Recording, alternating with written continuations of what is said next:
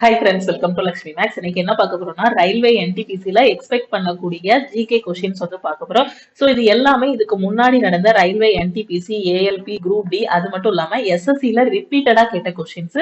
So ரொம்ப ரொம்ப முக்கியமான கிளாஸ். ஓகே, ஸோ இன்னைக்கு கிளாஸ்க்குள்ள போறதுக்கு முன்னாடி புதுசா யாராவது நம்ம சேனலுக்கு வந்திருந்தீங்கன்னா சப்ஸ்கிரைப் பண்ணிட்டு பெல் ஐக்கான கிளிக் பண்ணிக்கோங்க. நீங்க இன்னும் லக்ஷ்மி மேக்ஸ் ஆப்பை டவுன்லோட் பண்ணல அப்படின்னா பிளே ஸ்டோர்ல போய் லக்ஷ்மி மேக்ஸ் ஆப்பை டவுன்லோட் பண்ணிக்கோங்க. ஸோ ரயில்வே என்டிபிசிக்காக நம்ம டெய்லி வந்து முக்கியமான ஜிகே கொஸ்டின்ஸ், அதுக்கப்புறம் மேக்ஸ் அண்ட் ரீசனிங் கொஸ்டின்ஸ் வந்து டிஸ்கஸ் பண்ணிட்டு இருக்கோம். ஸோ நாம டிஸ்கஸ் பண்ணக்கூடிய இந்த வீடியோவோட லிங்கை நீங்க வேற ஏதாவது ஒரு குரூப்ல இருக்கீங்க அப்படின்னா அந்த குரூப்புக்கும் மறக்காம ஷேர் பண்ணுங்க. ஓகேவா? ஸோ நீங்க இப்பதான் ரயில்வே எக்ஸாம் உங்களோட ப்ரிப்பரேஷன் ஸ்டார்ட் பண்ணிருக்கீங்க. அதுக்கு எனக்கு ஒரு பெஸ்டான ஆன்லைன் கிளாஸ் வேணும் அப்படின்னு நினைக்கிற ஸ்டூடெண்ட் லக்ஷ்மி மேக்ஸ் ஆப்ல இருக்க ஆல் இன் ஒன் கோர்ஸ்ல ஜாயின் பண்ணிக்கோங்க.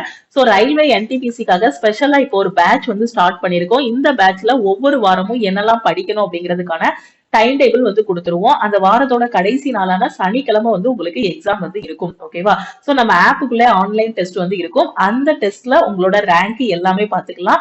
அதே மாதிரி என்டிபிசிக்கான டெஸ்ட் பேட்சும் புதுசா ஸ்டார்ட் பண்ணிருக்கோம். சோ அதுலயும் இன்ட்ரெஸ்டடா இருக்கிற ஸ்டூடெண்ட்ஸ் வந்து ஜாயின் பண்ணிக்கோங்க. இந்த கோர்ஸோட ஃபீஸ் பாத்தீங்க அப்படின்னா 1999. இதுல வந்து உங்களுக்கு லைஃப் டைம் வேலிடிட்டி இருக்கும். எதுக்காகன்னு பாத்தீங்கன்னா இந்த ஆல் இன் ஒன் கோர்ஸ்ல உங்களுக்கு என்டிபிசி மட்டும் கொடுக்கல, மற்ற எக்ஸாம்ஸும் கிளியர் பண்ற மாதிரி எஸ்எஸ்சி, அதே மாதிரி பேங்கிங்க்கு எல்லாமே கிளியர் பண்ற மாதிரி கிளாஸஸ் எல்லாமே கொடுத்திருக்கோம். அதனாலதான் லைஃப் டைம் வேலிடிட்டி வந்து கொடுத்திருக்கோம். இதுல எப்படி ஜாயின் பண்றது அப்படின்னு பாத்தீங்கன்னா இதுதான் நம்ம டீமோட வாட்ஸ்அப் நம்பர். இந்த நம்பரை உங்க போன்ல லக்ஷ்மி மேக்ஸ் போட்டு சேவ் பண்ணிட்டு இந்த நம்பருக்கு I want to join all in one course message அனுப்புனீங்கன்னா டீம்ல இருந்து கான்டாக்ட் பண்ணிட்டு ஜிபே நம்பர் இல்ல அக்கௌண்ட் நம்பர் வந்து கொடுப்பாங்க. அதுக்கு 1999 பே பண்ணிட்டு பேமெண்டோட ஸ்கிரீன்ஷாட் சென்ட் பண்ணீங்கன்னா டீம் வந்து உங்களுக்கு ஆக்சஸ் கொடுத்துருவாங்க. ஓகே, என்டிபிசியோட டெஸ்ட் பேட்ச் வேணும்ன்ற ஸ்டூடெண்ட் நீங்க 499 பே பண்ணீங்க அப்படின்னா டீம் வந்து உங்களுக்கு ஆக்சஸ் கொடுத்துருவாங்க. ஓகேவா? சோ எப்படி ஜாயின் பண்ணணும் அப்படிங்கிறதுக்கான ப்ரொசீஜர் கேட்கறதுக்கு இந்த நம்பருக்கு நீங்க கால் பண்ணியோ வாட்ஸ்அப் பண்ணியோ கேட்டுக்கலாம். நீங்க ஆப்ல போய் டைரக்டா பே பண்ண வேண்டாம். ஆப்ல ஆல் இன் ஒன் கோர்ஸோட ஃபீஸ் பாத்தீங்கன்னா 2600 இருக்கும். சோ இந்த அமௌண்ட் பே பண்ண வேண்டாம். சோ டீமுக்கு கான்டாக்ட் பண்ணீங்க அப்படின்னா நீங்க 1999 பே பண்ணிக்கலாம். ஓகேவா? சோ இன்னைக்கு கிளாஸ்க்குள்ள போலாமா? ஃபர்ஸ்ட் கொஸ்டின் பாருங்க. The world famous Kathak dancer Pandit Birju Maharaj. ஓகேவா? சோ எக்ஸாம்ல கேட்பாங்க த பண்டிட் பிர்ஜு மகாராஜ் வந்து என்ன டான்சர் அப்படின்னு கேட்பாங்க. கதக் டான்சர் இவர் வந்து. ஓகேவா? Was the face of the கால்கா பிண்டாடின் கரானா ஆஃப் டேஷ். ஓகேவா? உலக புகழ்பெற்ற கதக் நடன கலைஞர் பண்டிட் பிர்ஜு மகாராஜ் டேஷின் கால்கா பிண்டடின் கரானாவின் ஆளுமையாக இருந்தார். ஓகேவா? சோ அவர் எந்த கரானாவை சேர்ந்தவர் அப்படின்னு பாத்தீங்கன்னா கால்கா பிண்டடின் கரானாவை வந்து சேர்ந்தவர். இவர் வந்து ஒரு கதக் டான்சர். பண்டிட் பிர்ஜு மகாராஜ் வந்து என்ன டான்சர்னு கேட்பாங்க எக்ஸாம்ல. கதக் டான்சர். இவரோட கரானா வந்து பாத்தீங்கன்னா கால்கா பிண்டடின் கரானா. சோ அது எங்க உள்ள கரானா அப்படின்னு பாத்தீங்கன்னா லக்னோல இருக்கக்கூடிய கரானா. ஓகேவா? சோ லக்னோ. அடுத்த கொஸ்டின் பாருங்க. An outstanding activist of new education and social reform in Maharashtra was Gopal Hari Deshmukh, who later became the famous by the name of. மகாராஷ்டிராவில் புதிய கல்வி மற்றும் சமூக சீர்திருத்தத்தின் சிறந்த ஆர்வலர் கோபால் ஹரி தேஷ்முக். ஓகேவா? சோ அவர் பின்னர் டேஸ் என்ற பெயரில் பிரபலமானார். எக்ஸாம்ல கேட்பாங்க மகாராஷ்டிராவில புதிய கல்வி மற்றும் சமூக சீர்திருத்தத்தோட ஆர்வலர் யாருன்னு கேட்பாங்க. கோபால் ஹரி தேஷ்முக். ஓகேவா? சோ அவருக்கு பின்னால அவரை வந்து எப்படி வந்து அழைச்சாங்க அப்படின்னு கேட்டிருக்காங்க. ஓகேவா? சோ லோகித் வாடி. ஓகேவா? சோ லோகித் வாடி. ஓகேவா? சோ அவரோட புனை பெயர் இல்ல பட்ட பெயர் பாத்தீங்க அப்படின்னா லோகித் வாடி. ஓகே, இல்லனா எக்ஸாம்ல கேட்பாங்க லோகித் வாடி என அழைக்கப்பட்டவர் யாருன்னு எக்ஸாம்ல கேட்பாங்க. கோபால் ஹரி தேஷ்முக். ஓகேவா? சோ கோபால் ஹரி தேஷ்முக்க எதுக்காக லோகித் வாடி அப்படின்னு அழைச்சாங்க இப்படியும் எக்ஸாம்ல கேட்பாங்க. ஓகேவா? சோ மகாராஷ்டிராவில ஒரு புதிய கல்வி கொள்கை, அந்த சமூக சீர்திருத்தம் இதெல்லாம் கொண்டு வந்ததுனால இவரை வந்து லோகித் வாடி அப்படின்னு சொன்னாங்க. ஓகே, லோகித் வாடி என அழைக்கப்படுபவர் யார்? கோபால் ஹரி தேஷ்முக். ஓகேவா? அதே மாதிரி பாத்தீங்கன்னா லோக்மானியா, நம்ம இதுக்கு முன்னாடி உள்ள கிளாஸ்ல டிஸ்கஸ் பண்ணிருக்கோம். லோக்மானியா என அழைக்கப்பட்ட தலைவர் யாரு? திலகர். ஓகேவா? சோ லோக்மானிய திலக் அப்படின்னு சொல்லுவோம். சோ இன்னும் விரிவா சொல்ல போனா பால கங்காதர திலகர். ஓகேவா? சோ லோக்மானிய திலக் அப்படின்னு சொல்லுவோம். இல்ல இவரை வந்து திலகர், பால கங்காதர திலகர். ஓகே, சோ இது மிதவாதிகள் தீவிரவாதிகள்னு ரெண்டா பிரிஞ்சாங்க இல்லையா?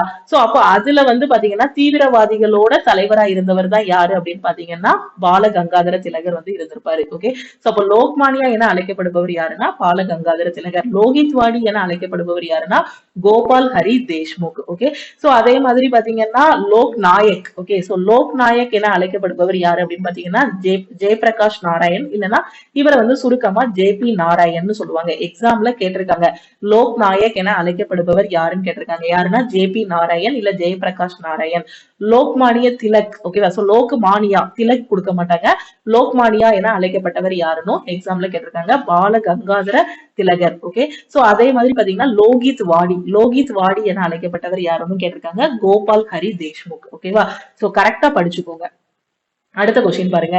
சோ இது ஒவ்வொரு தலைவர்களும் சரி, இல்ல கிரிக்கெட் பிளேயர்ஸா இருக்கட்டும், மற்ற பிளேயர்ஸா இருக்கட்டும், விளையாட்டு வீரர்களும் சரி, ஏதாவது ஒரு சுயசரிதை வந்து எழுதியிருப்பாங்க. அதுவும் எக்ஸாம்ல ரிப்பீட்டடா கேட்பாங்க.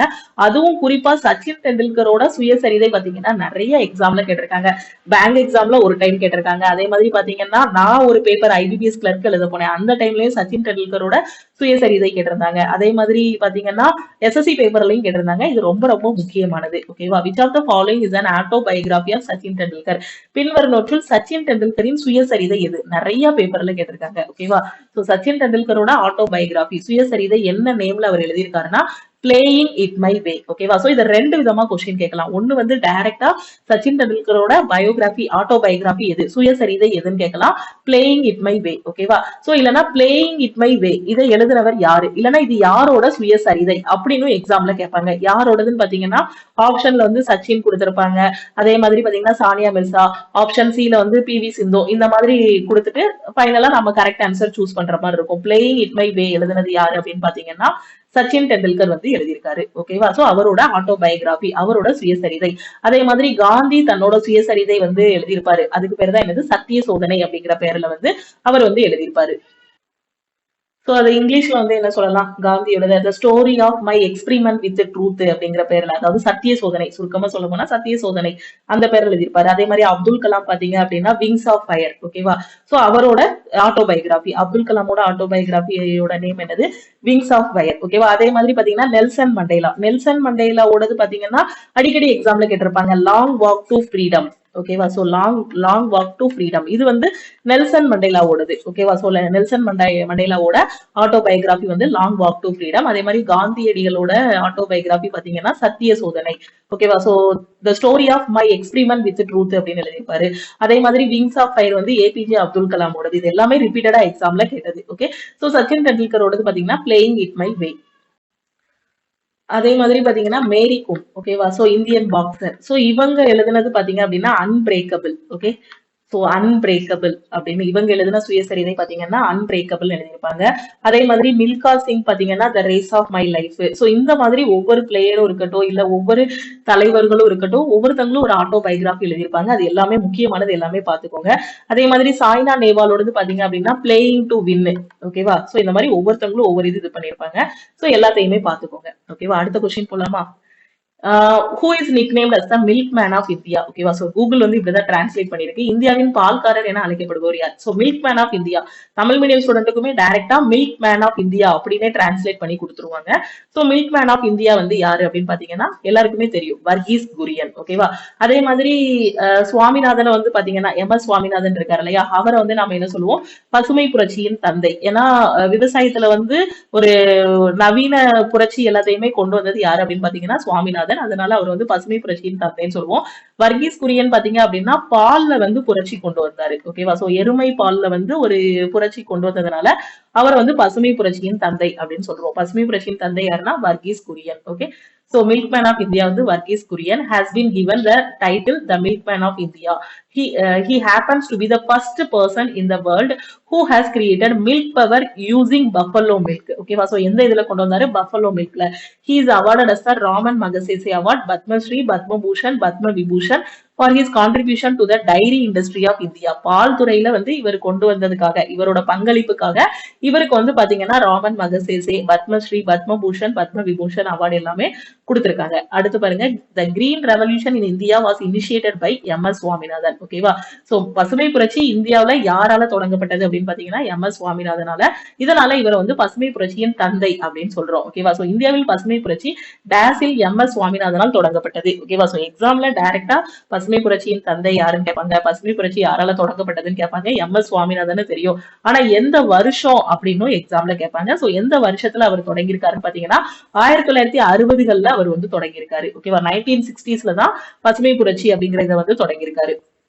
MS சுவாமிநாதன். ஓகேவா? சோ 1965ஆம் ஆண்டில், எப்போ 1965ல இந்திய பசுமை புரட்சியின் தந்தை MS சுவாமிநாதன் என்று அழைக்கப்படும் ஒரு மரபியல் நிபுணரின் உதவியுடன் இந்திய அரசாங்கம் பசுமை புரட்சியை வந்து தொடங்கி இருக்கு. ஓகேவா? சோ இதே மாதிரி பாத்தீங்கன்னா உலக அளவுல பசுமை புரட்சியோட தந்தைன்னு யார சொல்லுவோம் அப்படின்னு பாத்தீங்கன்னா நார்மன் போர்லாக். இந்தியாவுல பசுமை புரட்சியின் தந்தை யாருன்னா MS சுவாமிநாதன். சோ உலக அளவுல பாத்தீங்க அப்படின்னா நார்மன் போர்லாக் தான் பசுமை புரட்சியின் தந்தை. ஓகேவா? சோ அடுத்து பாத்தீங்கன்னா முக்கியமான புரட்சிகள், நீல புரட்சி. சோ பசுமை புரட்சி அப்படிங்கிறது விவசாயத்துல இது பண்றது. ஓகேவா? சோ அதே நீல புரட்சி அப்படிங்கிறது பாத்தீங்கன்னா மீன் உற்பத்தியில தொடர்புடையதான் எதுனா நீல புரட்சி. ஓகேவா? சோ இதோட தந்தை யாரு அப்படின்னு பாத்தீங்கன்னா நீல புரட்சியின் தந்தை வந்து டாக்டர் அருண் கிருஷ்ணன். ஓகே. அதே மாதிரி வெண்மை புரட்சி. வெண்மை புரட்சினா பால்ல பண்றது, பால் பொருட்கள்ல பண்றது வந்து வெண்மை புரட்சி. சோ இதோட தந்தை யாரு அப்படின்னு பாத்தீங்கன்னா வர்கீஸ் குரியன். ஓகே. சோ அதே மாதிரி பொன் புரட்சி, கோல்டன் ரெவல்யூஷன். இந்த மாதிரி ஒவ்வொரு ரெவல்யூஷன் இருக்கும், ஒவ்வொரு ரெவல்யூஷனுக்கும் ஒரு தந்தை இருப்பாங்க. அந்த ரெவல்யூஷன்னா என்ன, எதுல பண்றது அப்படிங்கறத படிச்சு வச்சுக்கோங்க. இப்ப கோல்டன் ரெவல்யூஷன்னா தோட்டக்கலை, தேன், பல உற்பத்தி இதுல பண்றதுதான் என்னதுன்னா கோல்டன் ரெவல்யூஷன். இதோட தந்தை யாரு அப்படின்னு பாத்தீங்கன்னா நிர்பத் துதேஷ். ஓகே. சோ ஒவ்வொரு ரெவல்யூஷன் அது எதுல பண்றாங்க. இப்போ ஒயிட் ரெவல்யூஷன், வெண்மை புரட்சினா என்ன அப்படின்னு பாத்தீங்கன்னா பால்ல பண்றது. அதே மாதிரி பசுமை புரட்சி அப்படிங்கிறது விவசாயம் சம்பந்தப்பட்ட அந்த இதுல. ஓகேவா? அதே மாதிரி நீல புரட்சி அப்படிங்கிறது பாத்தீங்கன்னா ப்ளூ ரெவல்யூஷன் சொல்லுவாங்க இங்கிலீஷ்ல. அது வந்து மீன் உற்பத்தி தொடர்பானது. இந்த மாதிரி அது எதோட தொடர்புடையது, அதோட தந்தை யாருங்கிறத படிச்சுக்கோங்க. அடுத்து பாருங்க, Rabindranath Tagore has also composed national anthem. So நம்மளோட நேஷனல் அந்தம், தேசிய கீதத்தை எழுதினவர் யாரு? ரவீந்திரநாத் தாகூர். நம்மளோட தேசிய கீதம் ஜனகண. ஓகே, ஜனகணமன. சோ இதை எழுதினவர் யாருன்னா ரவீந்திரநாத் தாகூர். இவர் நம்மளோட தேசிய கீதம் மட்டும் இல்ல, இன்னொரு நாட்டோட தேசிய கீதத்தையும் எழுதியிருக்காரு. அது எந்த நாடு, அதுதான் எக்ஸாம்ல கேட்டிருக்காங்க. ரவீந்திரநாத் தாகூர் டேஸ் தேசிய கீதத்தையும் இயற்றியுள்ளார். எல்லாருக்கும் தெரியும் ரவீந்திரநாத் தாகூர் இந்தியாவோட நம்ம தேசிய கீதத்தை இயற்றியிருக்காருன்னு. இது மட்டும் இல்லாம பங்களாதேஷோட தேசிய கீதத்தை எழுதியவரும் யாரு அப்படின்னு பாத்தீங்கன்னா ரவீந்திரநாத் தாகூர் தான். ஓகேவா? முக்கியமான கொஸ்டின் எக்ஸாம்ல கேட்டிருக்காங்க. டைரக்டா தேசிய கீதத்தை எழுதியவர் யாருன்னா ரவீந்திரநாத் தாகூர்னு எல்லாரும் சொல்லிடுவீங்க. பட் அவர் இது போக வேற எந்த தேசிய கீதத்தை எழுதியிருக்காரு, நம்ம இந்தியா போக வேற எந்த நாட்டுக்கு தேசிய கீதம் எழுதியிருக்காருன்னா பங்களாதேஷ். ஓகேவா? சோ ரவீந்திரநாத் தாகூர் பங்களாதேஷின் தேசிய கீதத்தை எழுதினார். வங்க தேசத்தின் தேசிய கீதமான அமர் சோனார் பங்களா ரவீந்திரநாத் தாகூரால் இயற்றப்பட்டது. நம்ம இது வந்து ஜனகண மனவா. சோ அதே மாதிரி அந்த தேசிய கீதம் பாத்தீங்கன்னா அமர் சோனார் பங்களா. பங்களாதேஷோட தேசிய கீதம் பாத்தீங்கன்னா அமர் சோனார் பங்களா. எக்ஸாம்ல கேட்பாங்க. அதுவும் ரவீந்திரநாத் தாகூரால தான் இயற்றப்பட்டது. ஓகேவா? சோ இவருக்கு பாத்தீங்கன்னா இதுவும் முக்கியமான பாயிண்ட். 1913ல இலக்கியத்துக்கான நோபல் பரிசு பெற்ற முதல் ஐரோப்பியர் அல்லாதவர் யாருன்னு எக்ஸாம்ல கேட்பாங்க. யாரு அப்படின்னு பாத்தீங்கன்னா ரவீந்திரநாத் தாகூர். 1913ல இலக்கியத்திற்கான நோபல் பரிசு இவருக்கு கிடைச்சிருக்கு. ஓகே, எக்ஸாம்ல கேட்பாங்க ரவீந்திரநாத் தாகூருக்கு இலக்கியத்திற்கான நோபல் பரிசு எந்த வருடம் கிடைத்ததுன்னு கேட்பாங்க. 1913ல. 1913ல ரவீந்திரநாத் தாகூருக்கு நோபல் பரிசு எதுக்காக கொடுத்தாங்க? சோ இலக்கியத்துக்கான நோபல் பரிசு. ஓகேவா? சோ அதே மாதிரி பாத்தீங்கன்னா 1915ல இவருக்கு வந்து வீர திருமகன் அப்படிங்கக்கூடிய ஒரு பட்டம் வழங்கப்பட்டது. 1919 ரொம்பவே முக்கியமான வருஷம், எல்லாருக்குமே தெரியும், ஜாலியன் வாலாபாக் படுகொலை. சோ அதுக்கு எதிர்ப்பு தெரிவிக்கும் விதமா அவர் என்ன பண்ணாருன்னா அந்த பட்டம் எனக்கு வேண்டாம் அப்படின்னு அந்த பட்டத்தை வந்து அவர் என்ன பண்ணாரு, நிராகரித்தாரு. ஓகேவா? சோ இது நம்ம ஹிஸ்டரி படிக்கும் போது படிச்சிருப்போம். உங்களுக்கு நான் சொல்லி கொடுத்திருப்பேன் நம்மளோட ஆல் இன் ஒன் கோர்ஸ்ல. 1919 ஜாலியன் வாலாபாக் படுகொலைக்கு அந்த இதுக்கு எதிர்ப்பு தெரிவிக்கும் விதமா அவர் வந்து அந்த பட்டத்தை வந்து நிராகரிச்சாரு. அடுத்து பாருங்க, நம்ம தேசிய கீதம் ரவீந்திரநாத் தாகூரால் இயற்றப்பட்டது 1911ஆம் ஆண்டு டிசம்பர் மாதம் 27ஆம் தேதி இந்திய தேசிய காங்கிரசின் கல்கத்தா அமர்வில் பாடப்பட்டது. நம்மளோட தேசிய கீதத்தை இயற்றியவர் ரவீந்திரநாத் தாகூர். அது முதல்ல எப்ப பாடப்பட்டதுன்னு எக்ஸாம்ல கேட்டிருக்காங்க, நிறைய டைம் கேட்டிருக்காங்க. எப்போ அப்படின்னு பாத்தீங்கன்னா கல்கத்தா மாநாடு. ஓகேவா? சோ கல்கத்தா அமர்வில் இருக்கு இல்லையா, ஐஎன்சியோட, இந்தியன் நேஷனல் காங்கிரஸோட கல்கத்தா அமர்வு. அந்த இதுல பாத்தீங்கன்னா 1911 டிசம்பர் மாதம் 27ஆம் தேதி முதல்ல நம்ம தேசிய கீதம் வந்து பாடப்பட்டது. இதுவும் எக்ஸாம்ல கேட்டிருக்காங்க. எந்த அமர்வுல நம்ம தேசிய கீதம் முதலா பாடப்பட்டது? கல்கத்தா அமர்வுல. எந்த வருஷம்? 1911ஆம் வருஷம். ஓகேவா? சோ அடுத்து பாருங்க, ரவீந்திரநாத் தாகூரால் முதலில் பெங்காலியில் இயற்றப்பட்ட ஜனகணமன பாடல் அதன் ஹிந்தி பதிப்பில் 1950ஆம் ஆண்டு ஜனவரி மாதம் 24ஆம் தேதி என்று அரசியல் அமைப்பு சபையால் இந்தியாவின் தேசிய கீதமாக ஏற்றுக்கொள்ளப்பட்டது. சோ இந்தியாவோட தேசிய கீதமா எப்போ ஜனகணமன ஏற்றுக்கொள்ளப்பட்டது? அதுவும் எக்ஸாம்ல கொஸ்டின் கேட்பாங்க. ஓகேவா? சோ இந்த முழு பாடல்லையும் 5 சரணங்கள் இருக்கு. ஓகேவா? சோ நம்ம தேசிய கீதத்தை இசைக்கும் நேரம் எல்லாருக்குமே தெரியும், 52 வினாடிகள்ல பாடி முடிச்சிருவாங்க. ஓகே, அடுத்த கொஸ்டின் பாருங்க. இது ஏற்கனவே நம்ம நிறைய வாட்டி டிஸ்கஸ் பண்ண கொஸ்டின் தான். ஹூ வாஸ் நோன் அஸ் த ஃப்ரண்டையர் காந்தி? எல்லை காந்தி என அழைக்கப்பட்டவர் யார்? இந்த மாதிரி ஒவ்வொரு தலைவருக்கும் ஒவ்வொரு பட்டங்கள், ஒவ்வொரு புனை பெயர்கள் இருக்கும். இது எல்லாமே நான் உங்களுக்கு ஏற்கனவே ஒரு வீடியோல சொல்லியிருக்கேன். ஒவ்வொரு தலைவர்களோட பேரையும் நான் இது பண்ணி, இப்போ மகாத்மா காந்தினா தேச தந்தை, தேசப்பிதா அப்படின்னு நம்ம சொல்லுவோம் இல்லையா? அது மாதிரி ஒவ்வொருத்தங்களுக்கும், இப்போ சரோஜினி நாயுடு அப்படின்னு பாத்தீங்கன்னா நைட்டிங்கேல் ஆஃப் இந்தியா, கவி குயில் என்று அழைக்கப்படுபவர் யாருன்னு எக்ஸாம்ல கேட்பாங்க. அது மாதிரி ஒவ்வொரு தலைவர்களுக்கும் ஒரு பட்ட பெயர் இருக்கும். எல்லை காந்தி, கேரளா காந்தி, இந்த மாதிரி கேரளா காந்தினா யாருன்னு சொல்லி கொடுத்துருக்கேன். கேரளா காந்தினா யாரு? கேலப்பன். ஓகே, சோ இந்த மாதிரி ஒவ்வொரு பட்டப்பேர் இருக்கும், அதை நல்லா படிச்சு வச்சுக்கணும். இப்ப எல்லை காந்தி என அழைக்கப்பட்டவர் யார்? நிறைய பேப்பர்ல கேட்டிருக்காங்க. யாருன்னா கான் அப்துல் காஃபர் கான். சோ ஜஃபார் கானா? சோ கான் அப்துல் ஜஃபார் கான். ஓகே, இவர் தான் எல்லை காந்தி என அழைக்கப்படுகிறார். ஓகே, இவருக்கு இன்னொரு பேரும் இருக்கு, பாட்ஷா கான், பாட்ஷா கான், பச்சா கான். அப்படி பச்சா கான் என அழைக்கப்படுபவர் யார்? இதுவும் எக்ஸாம்ல கேட்பாங்க. சோ பச்சா கான் என அழைக்கப்படுபவர் யாருன்னா இந்த கான் அப்துல் காஃபர் கான் தான். ஓகேவா? சோ இல்ல பச்சா கான், பாட்ஷா கான். ஓகே, பாட்ஷா கானும் சில புக்ல இருக்கும். ஓகேவா? சோ பாத்துக்கோங்க. அடுத்து பாருங்க, the first woman to become the president of United Nations General Assembly. United nation general அசம்பிளியோட ஃபர்ஸ்ட் விமன் பிரசிடென்ட் யாருன்னு கேட்டிருக்காங்க. ஐக்கிய நாடுகள் பொது சபையின் தலைவரான முதல் பெண்மணி யாருன்னு கேட்டிருக்காங்க. யாருன்னா விஜயலட்சுமி பண்டிட். இவங்க தான் யுஎன்ஜிஏ, யுனைடெட் நேஷன் ஜெனரல் அசம்பிளியோட ஃபர்ஸ்ட் உமன் பிரசிடென்ட். இவங்க யாரு அப்படின்னு பாத்தீங்கன்னா மோதிலால் நேரு இருக்காங்க இல்லையா? மோதிலால் நேருவோட பொண்ணு, ஜவஹர்லால் நேருவோட சகோதரி. ஓகேவா? சோ விஜயலட்சுமி பண்டிட் ஐக்கிய நாடுகளின் பொது சபையின் தலைவரான முதல் பெண் யாரு அப்படின்னு பாத்தீங்கன்னா விஜயலட்சுமி பண்டிட். ஓகேவா? சோ யுஎன்ஜிஏயோட ஃபர்ஸ்ட் உமன் பிரசிடென்ட் யாருன்னா விஜயலட்சுமி பண்டிட். ஓகே, ஐக்கிய நாடுகள் சபையின் 62வது கூட்டத்தொடரின் தலைவராக விஜயலட்சுமி பண்டிட் வந்து தேர்ந்தெடுக்கப்பட்டார். சோ இதுவும் முக்கியமானது, பார்த்து வச்சுக்கோங்க. எந்த கூட்டத்தொடர்ல தேர்ந்தெடுக்கப்பட்டாருன்னு எக்ஸாம்ல கேட்பாங்க. அதுக்கப்புறம் நான் சொன்ன மாதிரி இவங்க தெரிஞ்சிருக்கும் எல்லாருக்குமே. இவங்க யாருன்னா மோதிலால் நேருவோட பொண்ணு, ஜவஹர்லால் நேருவோட சிஸ்டர். ஓகே, சோ இந்திரா காந்தியோட அத்தை அப்படின்னு சொல்லலாம். அப்படிதானே? அதே மாதிரி ஆப்ஷன்ல இருந்த மற்ற இது பாருங்க, இந்திரா காந்தி சொல்லியிருக்காங்க. சோ இந்தியாவோட முதல் பெண் பிரைம் மினிஸ்டர் யாரு அப்படின்னு பாத்தீங்கன்னா இந்திரா காந்தி தான். ஓகேவா? So first woman prime minister யாரு அப்படின்னு பாத்தீங்கன்னா இந்திரா காந்தி. இந்தியாவோட முதல் பெண் பிரதமர் யாரு அப்படின்னா இந்திரா காந்தி. ஓகே, சோ 1971 அவருக்கு பாரத ரத்னா விருது வழங்கப்பட்டது. இதுவும் எக்ஸாம்ல கேட்பாங்க. இந்திரா காந்திக்கு எந்த வருஷம் பாரத ரத்னா விருது கிடைச்சது? சோ 1971. ஓகே, அவர் எப்போ சுட்டுக் கொல்லப்பட்டார்? இதுவும் எக்ஸாம்ல கேட்டிருக்காங்க. 1984 அக்டோபர் 31 எந்த ஆபரேஷன் பாத்தீங்கன்னா ப்ளூ ஸ்டார் அப்படிங்கக்கூடிய ஆபரேஷனுக்கு பிறகு இந்திரா காந்தி பாத்தீங்க அப்படின்னா அவரோட பாதுகாவலரா இருந்த வியாத் சிங், சத்வந்த் சிங், இவங்க 2 பேரால வந்து அவர் வந்து கொல்லப்பட்டார். அதே மாதிரி அடுத்த தலைவர் யாருன்னா சரோஜினி நாயுடு. ஆப்ஷன்ல இருக்குது. ஒரு ப்ரீவியஸ் இயர் கொஸ்டின் படிக்கும் போது அந்த கொஸ்டினை மட்டும் படிக்காம அதுக்கு கீழே இருக்க ஆப்ஷனையும் டீடைலா படிச்சிட்டீங்க அப்படின்னா கண்டிப்பா ஜெனரல் அவேர்னஸ்ல ஒரு நல்ல ஸ்கோர் வந்து வாங்கிடலாம். சரோஜினி நாயுடு பாத்தீங்க அப்படின்னா இவங்க வந்து பாத்தீங்கன்னா இந்தியாவில இருந்து ஐஎன்சியோட ஃபர்ஸ்ட் பெண் தலைவர் யாரு அப்படின்னு பாத்தீங்கன்னா சரோஜினி நாயுடு. ஓகேவா? சோ பொதுவா ஐஎன்சியோட பெண் தலைவர் யாரு அப்படின்னு கேட்டாங்கன்னா யாரு? அன்னி பெசன்ட் அம்மையார். இந்தியாவில இருந்து ஃபர்ஸ்ட் பெண் தலைவர் யாரு அப்படின்னு பாத்தீங்கன்னா சரோஜினி நாயுடு. இந்தியன் நேஷனல் காங்கிரஸோட முதல் பெண் தலைவர் யாரு? அதாவது இந்தியாவில இருந்து முதல் பெண் தலைவர் யாருன்னா சரோஜினி நாயுடு. ஓகேவா? சோ இவங்க வந்து பாத்தீங்கன்னா முதல் பெண் இந்திய கவர்னரும் யாரு அப்படின்னு பாத்தீங்கன்னா சரோஜினி நாயுடு தான். அதுக்கப்புறம் இவரை வந்து நைட்டிங்கேல் அப்படின்னு நம்ம சொல்லுவோம். கவிக்குயில் சரோஜினி நாயுடுன்னு சொல்லுவோம். இவருக்கு அந்த கவிக்குயில் அப்படின்னு ஃபர்ஸ்ட் இவரை வந்து யாரு அப்படி சொன்னாங்க அப்படின்னு பாத்தீங்கன்னா மகாத்மா காந்தி. ஓகேவா? சோ எக்ஸாம்ல கேட்பாங்க. சரோஜினி நாயுடுனா கவிக்குயில் எல்லாருக்கும் தெரியும். ஆனா அவரை கவிக்குயில்னு சொன்னவர் யாரு அப்படின்னு பாத்தீங்கன்னா மகாத்மா காந்தி. இது எக்ஸாம்ல கேட்பாங்க. ஓகேவா? சோ அதுக்கப்புறம் பாத்தீங்கன்னா இவங்களோட குரு யாரு அப்படின்னு பாத்தீங்கன்னா கோபாலகிருஷ்ண கோகலே. அடுத்த கொஸ்டின் பாருங்க, நாராயணமூர்த்தி. ஓகேவா? சோ இவர் வந்து தெரியும் எல்லாருக்குமே, இன்போசிஸோட ஃபவுண்டர். அப்படிதானே? So is the founder of Infosys. He founded Infosys in the year. திரு என்.ஆர். நாராயணமூர்த்தி இன்போசிஸ் நிறுவனர் ஆவார். இவர் இன்போசிஸை நிறுவிய ஆண்டு. சோ எந்த வருஷம் இன்போசிஸை இவர் நிறுவனாருன்னு பாத்தீங்கன்னா 1981. ஓகே, சோ இன்போசிஸோட ஃபவுண்டர் நாராயணமூர்த்தி. அவங்க ஒய்ஃபோட நேம் வந்து பாத்தீங்கன்னா சுதாமூர்த்தி. நீங்க அடிக்கடி நியூஸ் எல்லாம் பாத்தீங்கன்னா தெரிஞ்சிருக்கும். ஓகேவா? சோ எல்லாமே சொல்லுவாங்க. சுதாமூர்த்தி வந்து ஒரு ஃபேமிலியும் சரி, ஒரு பொண்ணுனா ஒரு ஃபேமிலியை எப்படி கொண்டு போகணும், அதே சமயம் அவங்களோட ப்ரொஃபஷனையும் எப்படி இது பண்ணணும்ங்கக்கூடிய எல்லா இதுவுமே சொல்லுவாங்க. சில்ட்ரனா இருக்கட்டும், விமனுக்கா இருக்கட்டும், அந்த மாதிரி சொல்லுவாங்க. ஓகேவா? சோ இன்போசிஸ் வந்து ஒரு ஐடி கம்பெனி. ஓகேவா? சோ இன்போசிஸோட ஃபவுண்டர் யாரு அப்படின்னு பாத்தீங்கன்னா நாராயணமூர்த்தி. எந்த வருஷம் இன்போசிஸ் ஸ்டார்ட் பண்ணாங்கன்னா 1981. அடுத்து பாருங்க, days was a Muslim national scholar who was educated in Cairo and published his newspaper Al Hilal and became a prominent national leader. Days ஒரு முஸ்லிம் தேசிய அறிஞர் ஆவார்.